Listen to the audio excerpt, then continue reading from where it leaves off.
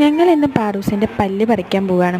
പാറുവിൻ്റെ ആദ്യത്തെ പല്ല് 5 വയസ്സ് കഴിഞ്ഞ് 1 മാസം ആകുമ്പോൾ പറഞ്ഞു പോയി. അന്ന് എനിക്ക് നല്ല ടെൻഷനായിരുന്നു, ഇത്രയും നേരത്തെ കുട്ടികളുടെ പല്ല് പറയുമോ എന്ന് ആലോചിച്ചിട്ട്. സാധാരണ 6 വയസ്സ് കഴിഞ്ഞിട്ടാണ് അവരുടെ ആദ്യത്തെ പല്ല് പറയും. ഞാൻ ഡോക്ടറെ കാണിച്ചപ്പോൾ ഡോക്ടർ എന്നോട് പറഞ്ഞു ചില കുട്ടികളുടെ പല്ല് നേരത്തെ പറഞ്ഞു പോകും, അതൊന്നും കാര്യമാക്കണ്ടെന്ന്. പക്ഷേ 8 വയസ്സാകുമ്പോഴേക്കും ആളുടെ 12ഓളം പല്ല് പറഞ്ഞു പോയിട്ടുണ്ട്. പക്ഷെ പറഞ്ഞു പോയ പല്ലിന് പകരം പല്ല് അപ്പം തന്നെ വരുന്നില്ല, കാരണം പുതിയ പല്ലിന് വരാനുള്ള സ്പേസ് ആളുടെ വായിലില്ല. അപ്പോൾ ഡോക്ടർ പറഞ്ഞത് അവിടുത്തെ എല്ലിന് വികാസം ഇല്ലാത്തതുകൊണ്ടാണ് അങ്ങനെ സംഭവിക്കണമെന്നാണ്. അതുകൊണ്ട് തന്നെ പല്ലൊക്കെ അവിടെ ഇവിടെയൊക്കെയാണ് വരുന്നത്. ഇപ്പം തന്നെ ഒരു പല്ല് താഴെ മോണേന്ന് മുളച്ച് വരുന്ന പോലെയാണ് വന്നിരിക്കുന്നത്.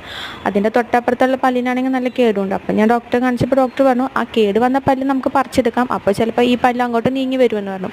അങ്ങനെ നമ്മളെ കേട് വന്ന പല്ല് പറിക്കാൻ പോവുകയാണ്. ആ പല്ലിൽ നിന്നാണ് ഒരുവിധം എല്ലാം കേട് വന്നു കഴിഞ്ഞു, ഇനി പറിക്കാൻ മാത്രമേ ഉള്ളൂ.